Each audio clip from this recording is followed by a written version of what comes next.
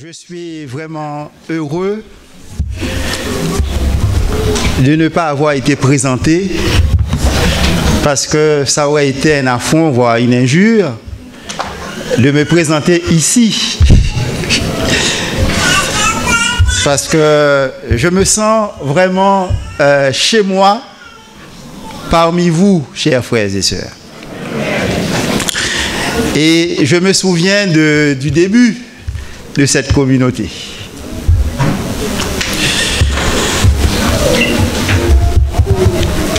Ou des familles ou des frères et sœurs, je ne vais pas les citer parce que sinon la matinée ne me suffira pas, d'accord, pour citer tous les noms de toutes les familles qui ont été à l'origine de cette église.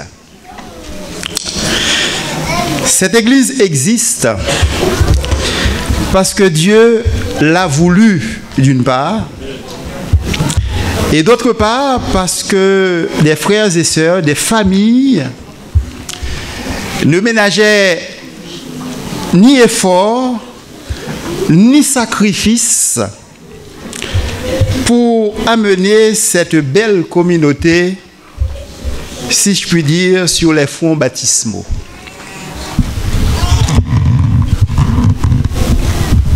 Elle a répondu à un besoin. Parce que dès le départ, dès l'ouverture, dès le premier sabbat d'ouverture, si je ne me trompe pas, on avait fait le plein. Donc, ce qui montre que la constitution, la fondation, de cette communauté, répondait bien à un besoin latent. Depuis, sa croissance ne connaît pas de pause ni de ralentissement. Eu égard au nombre incessant de baptêmes qui se sont produits, peut-être pas ici dans ce lieu physique, mais l'église de Maranatha d'Aubervilliers a eu un nombre important de baptêmes. Et donc la croissance numérique d'Aubervilliers peut donc faire pâlir d'envie plus d'une église historique de la Fédération France-Nord. Du point de vue de son organisation, on peut dire qu'elle s'en tire bien. Parce qu'une église qui n'a pas de local fixe, si je peux m'exprimer ainsi, ou bien local propre à lui-même, à elle-même, arrive à organiser ses réunions de prière, ses réunions de JA. Et j'ai entendu tout à l'heure, pendant les annonces, que ce soir, il y aura une veillée de prière. Quoi de plus qu'une vie d'église normale? Donc, on peut dire, sur le plan organique, sa croissance aussi, est là. Du point de vue du bâtiment, nous serons tous d'accord pour dire que la croissance sur ce levier-là est quasi nulle, puisque depuis le départ, le commencement, nous avons commencé dans ce bâtiment, dans ce local, et aujourd'hui encore, après quelques bonnes années, j'ose pas me lancer dans le chiffre parce que j'ai oublié, nous sommes encore là.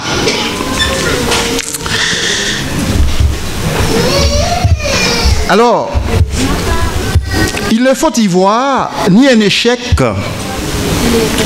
ni une absence de croissance structurelle. Le fait de ne pas avoir encore un bâtiment qui nous est propre n'est pas un échec. Et là, je peux peut-être surprendre plus d'un. Alors pourquoi le fait de ne pas avoir un bâtiment à nous, aujourd'hui, eh bien, n'est pas un échec? Eh bien, c'est tout simplement, la réponse va être tout aussi surprenante que la question. C'est parce que tout simplement, dans ce lieu, dès le début, jusqu'à aujourd'hui, et peut-être demain encore, vous avez prié. Vous avez bien entendu? Dans ce lieu, dès le début, dès le départ, maintenant et encore demain, nous avons prié. Ça vous surprend, hein?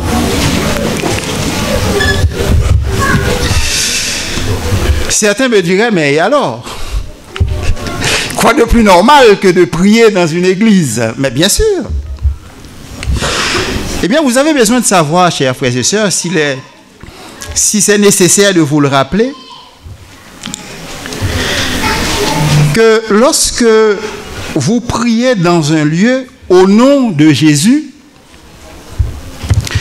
ce lieu est impacté car le nom de Jésus est une puissance qui dynamite.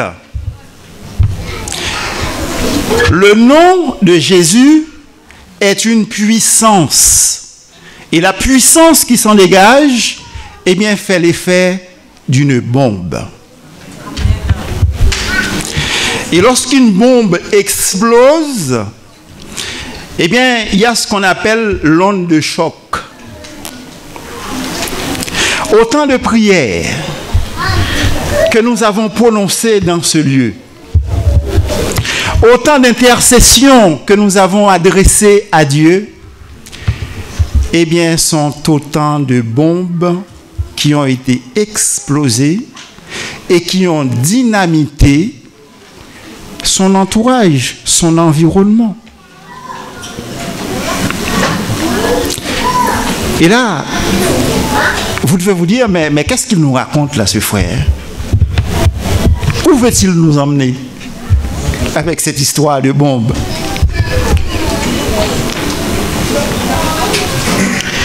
Eh bien, chers frères et sœurs, c'est tout simplement parce que l'onde de choc générée par ces prières, eh bien, doit aller impacter le cœur, les vies des hommes et des femmes, eh bien, qui sont autour de ce bâtiment. Vous allez me dire, mais moi, j'habite pas à Aubervilliers, je viens ici à l'église, mais je n'habite pas à Aubervilliers. Que nenni, c'est pas un souci. Mais vous avez prié ici. Vos prières ont été entendues, reçues du ciel en partant d'ici. Donc, c'est une bombe qui va impacter la vie de ceux qui sont autour. Alors, maintenant, lorsqu'on fait exploser de la dynamite, en fonction de la résistance de l'objet que l'on veut pulvériser, eh bien, il faut parfois s'y prendre à plusieurs reprises. N'est-ce pas? Ceux qui travaillent dans les travaux publics où l'on doit percer, frayer un chemin à travers une montagne, lorsque vous allez en Italie, par exemple, ou dans le sud de la France. D'accord? Eh bien, on voit ces routes qui sont creusées, eh bien, à travers des montagnes. Et très souvent, il y a besoin d'utiliser, eh bien, de la dynamite.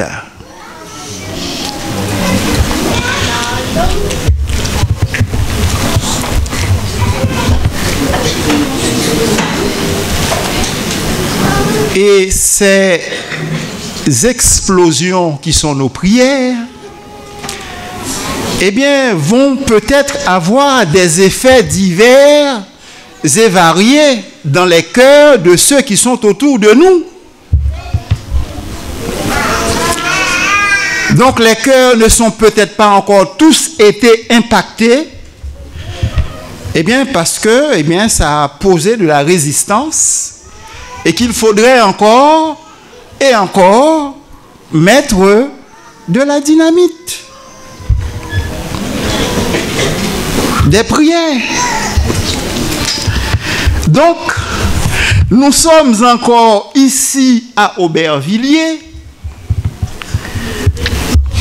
parce que nos prières qui sont prononcées et la puissance dynamisante qu'elles contiennent doivent faire une œuvre spéciale dans le cœur des hommes et des femmes du quartier, voire de la ville.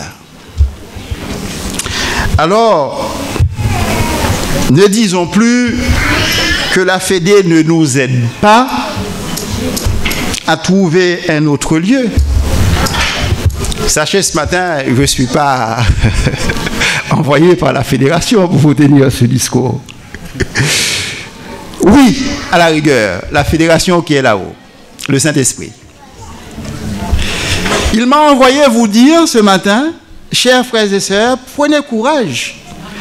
Ne considérez pas votre situation comme un échec. Au contraire. Au contraire, il y a de la victoire en perspective et en potentiel. De la victoire parce que nous allons continuer à invoquer le nom de Jésus ici en ce lieu. Et donc c'est autant de puissance qui vont se dégager de ce lieu et aller toucher les cœurs des personnes qui sont autour. Quand Dieu ouvre une porte, qui peut la fermer? Personne. Quand Dieu dit oui, qui peut dire non? Voilà. Donc,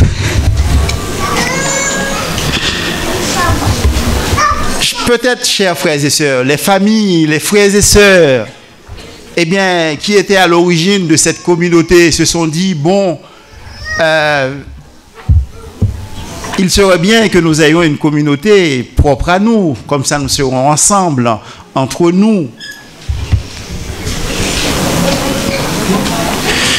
Et ce serait pas quelque chose d'anormal. Puisque ceux qui observent la société, en l'occurrence les sociologues, ils ont un mot propre à eux qu'ils emploient, l'instinct grégaire. C'est-à-dire que les étrangers qui se trouvent sur un territoire, qui se trouvent sur un territoire, vont avoir une certaine tendance, à se rassembler entre eux. Les Français qui sont, individualistes à outrance, lorsqu'ils se retrouvent à l'étranger, vont avoir tendance à former des associations de Français à l'étranger pour être ensemble. Donc, si nous, Haïtiens, de la communauté antillaise, nous avons choisi de nous rassembler pour être ensemble, c'est quelque chose de normal, qui répond à un mécanisme, social et sociologique.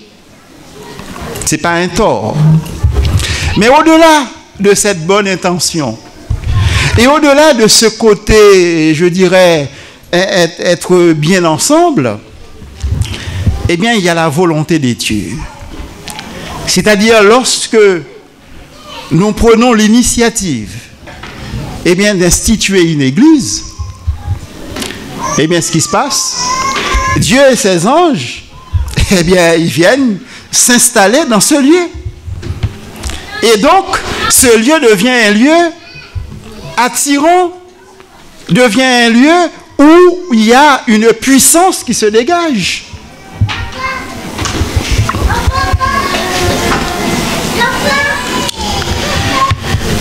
Et je le répète, nous sommes encore ici, vous êtes encore ici, parce que le travail pour lequel cette communauté a été instituée n'est pas terminé.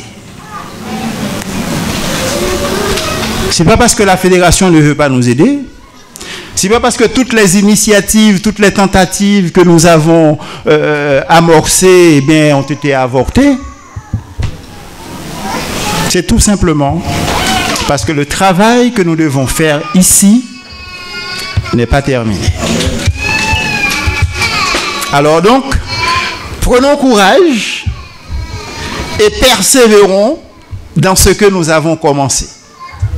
Parce que l'œuvre que Dieu a commencée, eh bien, il l'amènera non seulement à son achèvement, mais aussi à sa perfection.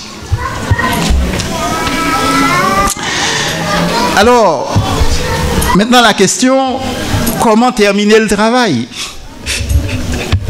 Comment terminer ce travail que nous avons commencé? Comment l'achever? Je ne ferai pas preuve d'originalité ce matin si je vous dis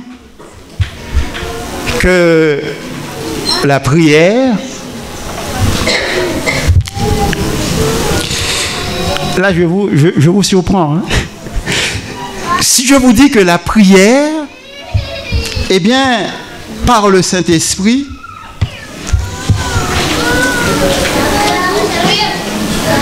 est donc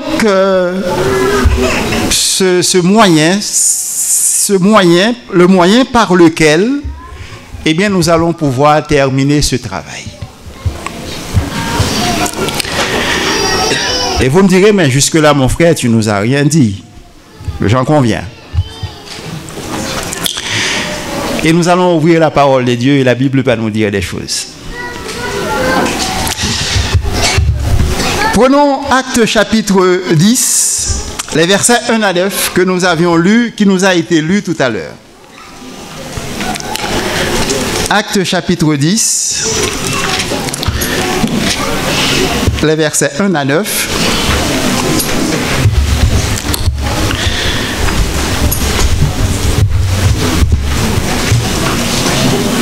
J'ai toujours cru que je suis encore très jeune, donc du coup j'ai laissé mes lunettes dans mon sac.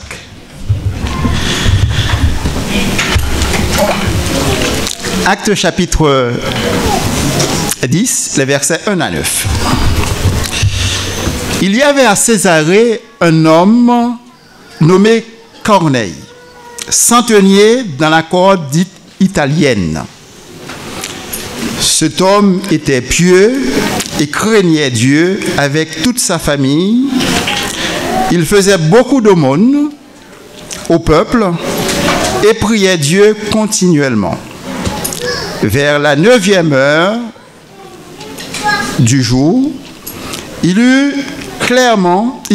clairement dans une vision un ange de Dieu qui entra chez lui et lui dit « Corneille », les regards fixés sur lui, et saisi de foi, il répondit « Qu'est-ce, Seigneur ?» L'ange lui dit « Tes prières et tes aumônes sont montées devant Dieu, et il s'en est souvenu. » Le texte vous a été lu tout à l'heure. Et dans ces 4 premiers versets que nous venons de lire, qu'est-ce qu'on constate? On constate que ce monsieur Corneille, qui au demeurant était un étranger, eh bien, priait continuellement avec sa famille. D'accord? Et plus loin dans le texte, puisque je n'ai pas de lunettes, je ne peux pas lire, plus loin dans le texte, qu'est-ce qu'on va constater?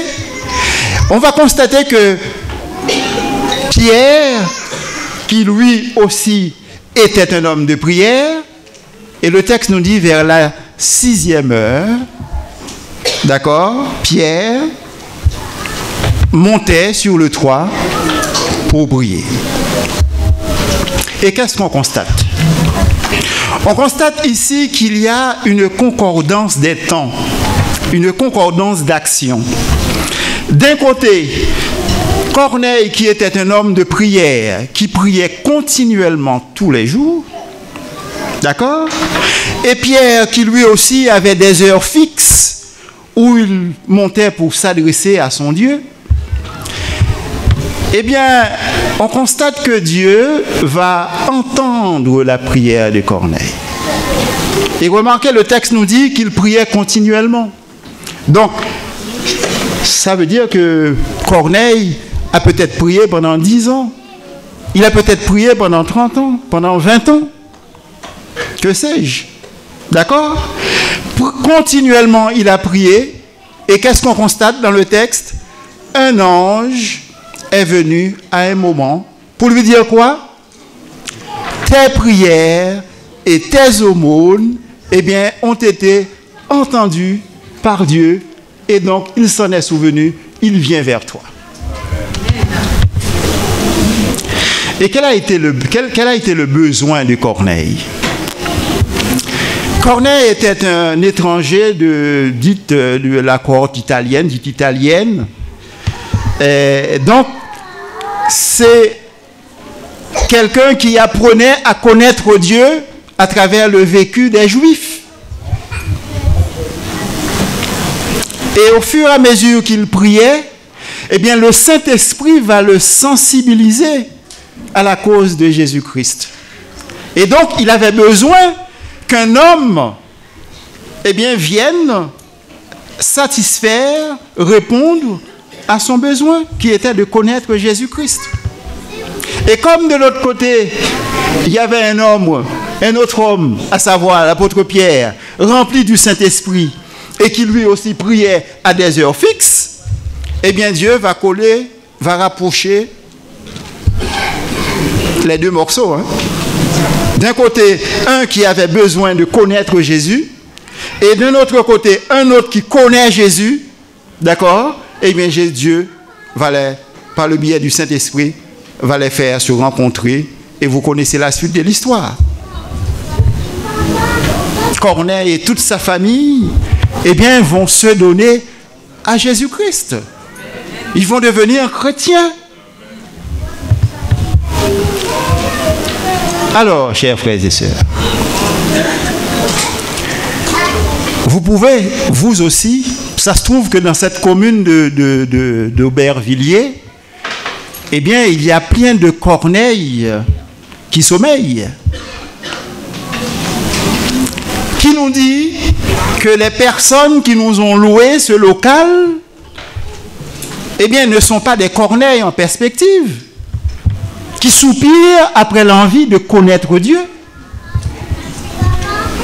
Qui nous dit que le voisin de palier que nous avons n'est pas un Corneille en perspective, qui cherche Dieu continuellement. Et ce matin, pour ces Corneilles en puissance, Dieu a besoin des pierres. Dieu a besoin des apôtres Pierre qui vont monter à la 6e heure sur le toit pour prier. Et j'ai envie de vous demander ce matin, ne voulez-vous pas être Pierre pour Dieu ce matin? Ne voulez-vous pas être cet instrument que Dieu va utiliser, eh bien, pour amener des hommes et des femmes de bonne volonté, eh bien, à la connaissance de sa cause, de sa parole, à la vie éternelle, tout simplement.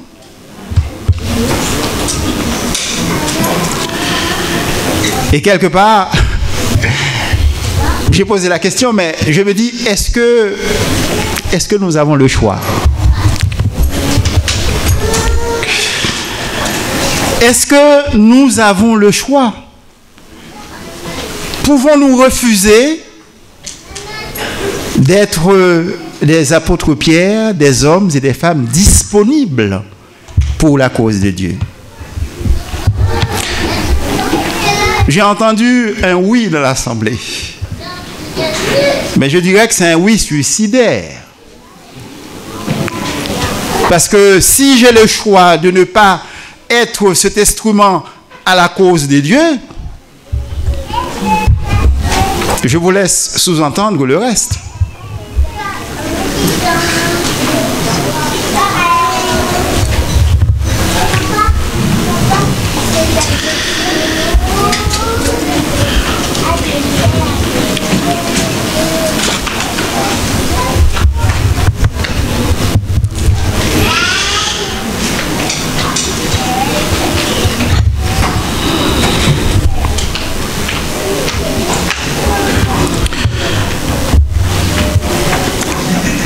Dieu, ce matin, chers frères et sœurs, nous appelle à entrer dans cette dynamique. Dieu nous appelle à entrer dans cette dynamique de prière systématique. Pierre ne priait pas parce qu'il avait un problème. Il faut le reconnaître. Nous, les Haïtiens, nous aimons la prière. Il faut le dire. Nous aimons prier. Mais lorsqu'on gratte un tout petit peu sur les motivations, on se dit pourquoi nous aimons prier. Nous aimons prier tout simplement parce que nous avons souvent des problèmes.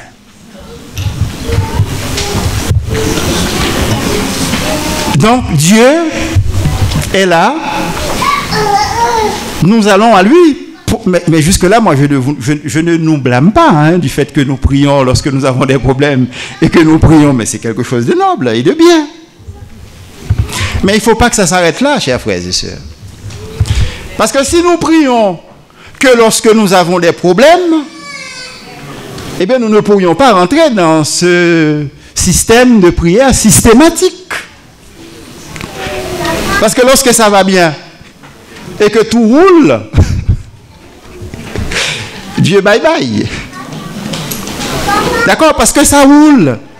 Je n'ai pas besoin de toi. Vous comprenez? Donc, on a besoin d'entrer dans ce processus de prière, dans cette dynamique de prière systématique. À savoir des heures précises dans la journée, d'accord? Eh bien, où nous allons prier Dieu.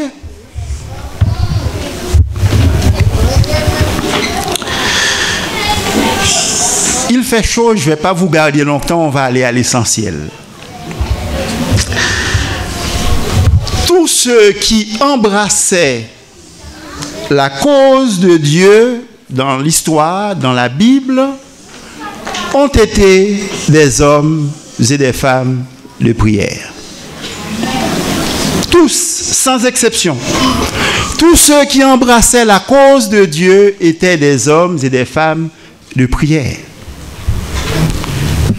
Que je sache, ce matin, j'ai en face de moi des hommes et des femmes qui ont embrassé la cause de Dieu.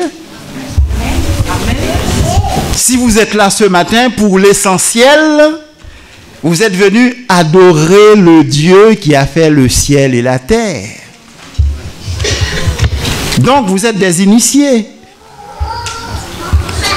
Alors, peut-on se permettre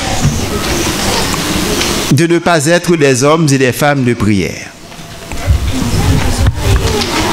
Job a été un homme de prière. Je vous donne le texte, Job chapitre 1, les versets 1 à 5. Et Job, qu'est-ce qu'il faisait? Le texte nous dit qu'il était un homme pieux, d'accord? Et lorsque ses enfants se réunissaient, il se dit, peut-être, mes enfants ont-ils péché contre Dieu? Et en prévoyance, en prévision, il dit, on ne sait jamais. Eh bien, il présente des offrandes. Parce que c'était comme ça se faisait à l'époque. Il présentait des offrandes en vue du pardon des péchés de ses enfants. D'éventuels péchés dont il n'est même pas sûr. Ça, c'est pour Job. Daniel aussi était un homme de prière. Et lorsque les satrapes, dans Daniel chapitre 6, les versets 10,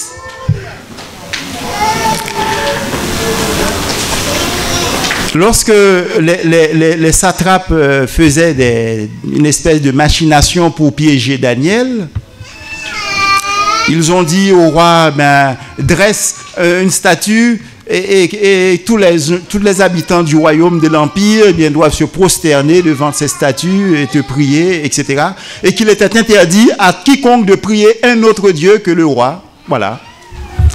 Eh bien, dans Daniel chapitre 6, le verset 10, le texte nous dit que Daniel, 3 fois le jour, se mettait à genoux dans sa chambre Et la fenêtre, et sa fenêtre ouverte en direction de Jérusalem, et il priait 3 fois le jour. Daniel chapitre 6, le verset 10, vous pouvez le vérifier si vous le souhaitez. Et quant à Jésus, dans Marc chapitre 1er, le verset 35, par contre ce texte-là, nous allons le lire. Marc chapitre 1er, le verset 35.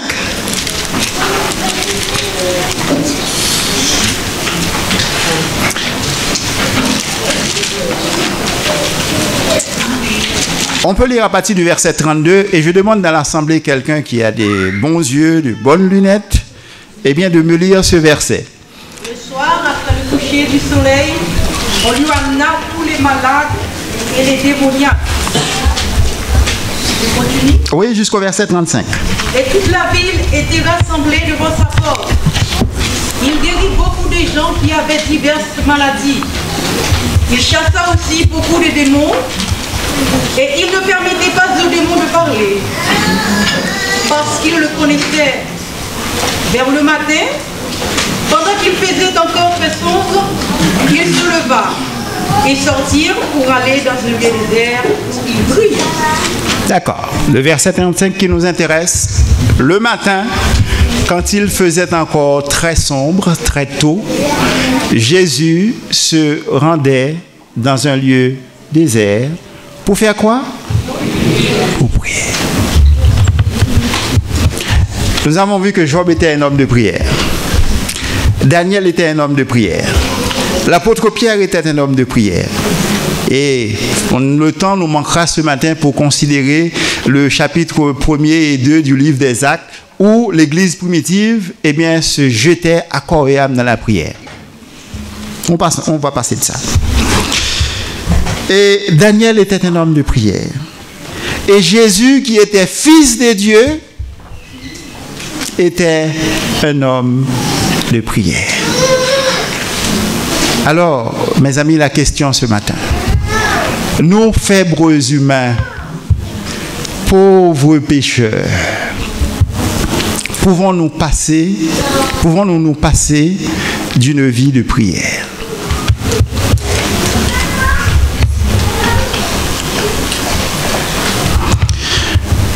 Il y a bientôt 3 ans, j'ai eu le bonheur d'avoir été nommé dans mon église comme responsable du ministère de la prière.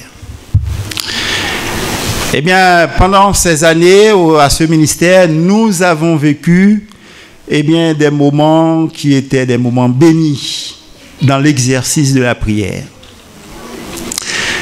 Et nous avons mis en place ce qu'on appelle, ce que j'appelle plutôt, la prière de l'aurore. Comme Jésus, la prière de l'aurore, c'est le modèle que nous venons de lire dans Actes chapitre 1er, le verset 35. Que Jésus, lorsqu'il faisait encore très sombre le matin, très tôt, eh bien, se réveille et se rend dans un lieu pour prier.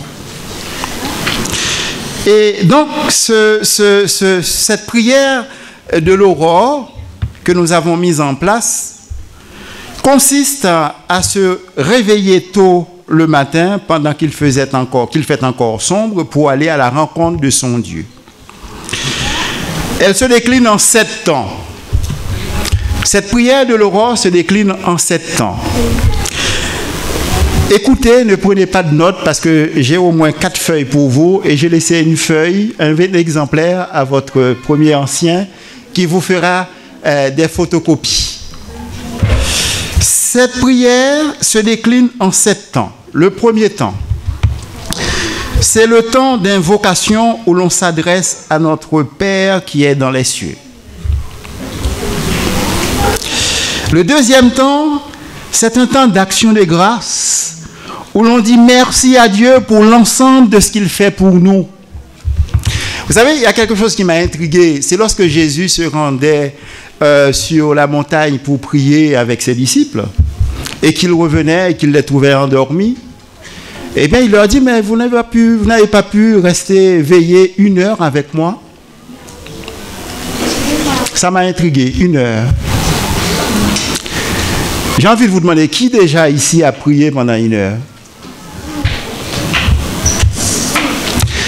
Eh bien, vous savez, ça, moi, je l'ai expérimenté. Ce temps d'action de grâce, où l'on dit merci à Dieu pour l'ensemble de ce qu'il a fait pour nous, rien que ce temps d'action de grâce, eh bien, vous pouvez en mettre aisément 45 minutes. Hein. Vous ne croyez pas? Le temps de dire, Seigneur, je te rends grâce pour la vie que tu me donnes. Je te rends grâce pour cette communauté que je fréquente, où j'ai des frères et sœurs qui sont sympathiques. Je te rends grâce pour Dina, Seigneur, parce que cette sœur, elle m'est vraiment sympathique. Elle est venue la dernière fois à mon secours lorsque j'étais en souci, j'étais en difficulté. Seigneur, je te rends grâce pour elle, pour son mari. Je te rends grâce pour sa famille. Et vous avez une femme, un mari que vous aimez. Mais c'est l'occasion de dire, Seigneur, mais je te rends grâce pour la femme que tu as mise à côté de moi. Je te rends grâce pour les enfants que tu m'as donnés. La joie que nous avons lorsque nous sommes ensemble, lorsque nous nous retrouvons. Merci Seigneur pour cela. Là, j'ai fait combien là? 5 minutes?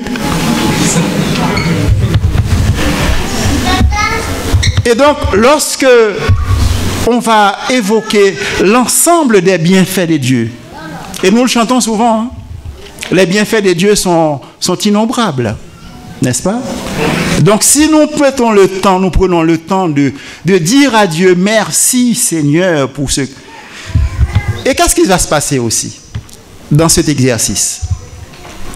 Eh bien, le fait de dire merci à Dieu, eh bien, ça nous rend conscients de Dieu. Et ça fait grandir notre foi. Parce que lorsque je deviens conscient du Dieu avec qui je m'adresse, eh bien, ma foi, qu'est-ce qu'elle fait? Elle fait un boom. Tandis que, généralement, eh bien, nous sommes très chiches en ce qui concerne les actions des grâces. Seigneur, j'étais en difficulté, tu as répondu à mon problème, mais c'est normal. On a même oublié qu'on était en souci et que Dieu avait répondu. On a même oublié. Vous voyez, ce temps d'action de grâce seulement va vous amener à prendre du plaisir à être au contact de Dieu. Le troisième temps, un temps de louange. Eh bien oui, parce que Dieu est digne d'être loué. Pour tout ce qu'il a fait, pour ce qu'il est, eh bien Dieu est digne d'être loué. Loué sois-tu, Seigneur. Et puis, un temps d'adoration. Le quatrième temps est un temps d'adoration. Parce que oui, Dieu est digne d'être adoré. Que tout ce qui est en moi, tout ce qui me constitue, qui me compose, eh bien, loue le Seigneur. Le cinquièmement, c'est un temps de contemplation où l'on contemple Dieu sur son trône. Ah! Vous avez l'habitude de faire ça, chers frères et sœurs?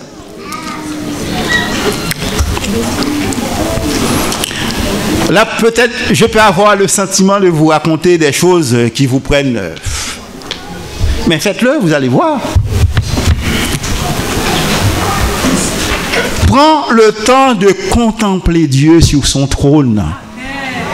Ésaïe chapitre 6, le verset 1er, du temps du roi d'Ozias, j'ai vu le Seigneur assis sur son trône, etc.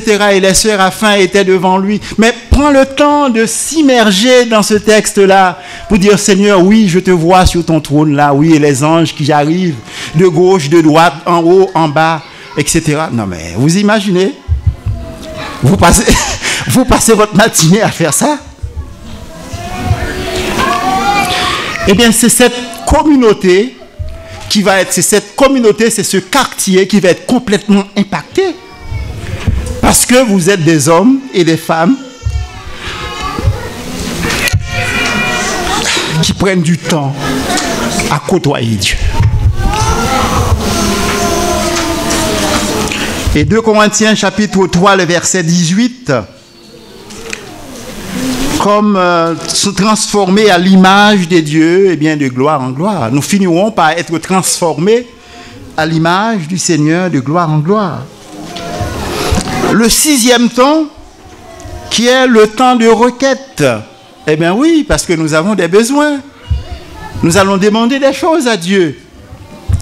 Mais dans ce temps de prière de l'aurore, eh bien, il est conseillé de ne pas se focaliser sur soi, mais de voir les autres. D'avoir des prières altruistes, où l'on va prendre en compte les besoins de nos frères et sœurs. Un frère qui est malade, une sœur qui cherche un logement, qui a un souci, qui a un problème, etc. Des enfants qui sont un petit peu clopin-clopin dans l'église, qui ne viennent pas, qui viennent de temps en temps, etc. Nous pouvons nous atteler justement à prier pour ces sujets-là pendant cette prière de l'aurore. À prier pour demander à Dieu, eh bien, de donner son Saint-Esprit selon sa promesse. Parce que nous avons besoin du Saint-Esprit pour achever ce travail. Et Dieu n'est pas menteur. Il donnera le Saint-Esprit à ceux qui le lui demandent. Et si nous le faisons avec persévérance, comme l'a fait Corneille, comme l'ont fait les premiers chrétiens dans l'église primitive, eh bien le Seigneur, le moment venu, nous dira, tes prières ont été entendues et Dieu s'en est souvenu. Et le 7e temps, qui est un temps de silence et d'écoute de l'instruction de Dieu. Et les prédicateurs qui sont ici peuvent vous le dire, c'est jamais aisé de préparer une prédication, de venir devant une assemblée, de parler, c'est jamais aisé. Je ne sais pas pour quelqu'un qui ne réalise pas l'ampleur de la tâche, mais quand on prend conscience de ce que c'est jamais aisé.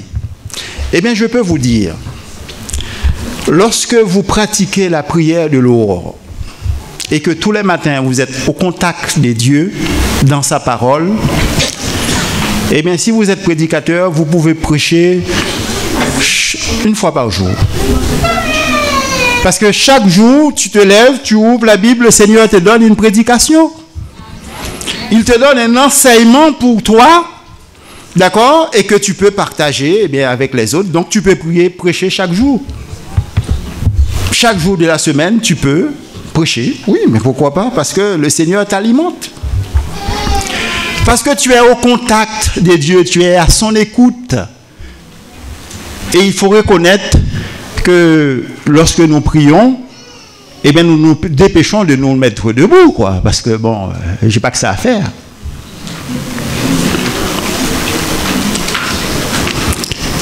Et là, chers frères et sœurs, dans la mise en place de cette prière de l'aurore, eh bien nous allons prendre le temps d'être à l'écoute de Dieu, d'être silencieux devant Dieu, pour qu'il puisse nous parler.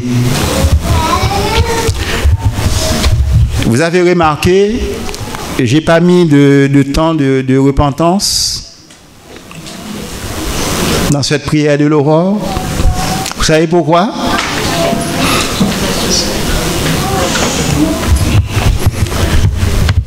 Il n'y a pas de temps de repentance. Eh bien, parce que hier soir, avant de dormir, j'ai prié le Seigneur, je confessais mes péchés.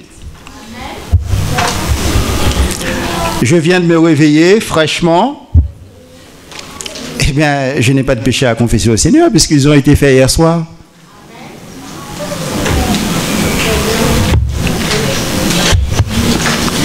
Et donc, mes amis, rouillez-vous sur votre frère Essio dans la semaine ou la semaine prochaine. D'accord? Pour prendre ce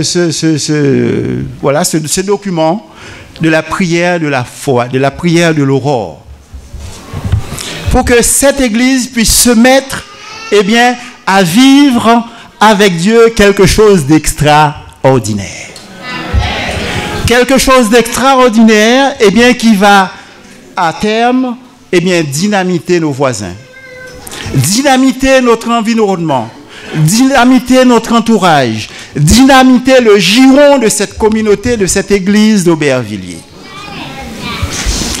Alors, ce matin, qu'est-ce qu'il faut retenir, chers frères et sœurs, de ce que nous avons dit jusque-là? Il faut retenir que si nous sommes là, ici, dans ce lieu, ce n'est pas par hasard, parce que Dieu a un plan. Il y a un travail qui doit être fait, qui a commencé d'ailleurs, et qui n'est pas fini. D'accord? Eh bien, nous avons besoin de la puissance du Saint-Esprit pour pouvoir l'accomplir, l'achever. OK? Et donc, eh bien, nous allons nous mettre au travail pour que le Seigneur puisse nous donner les ressources nécessaires, eh bien, pour accomplir ce pourquoi il nous a appelés.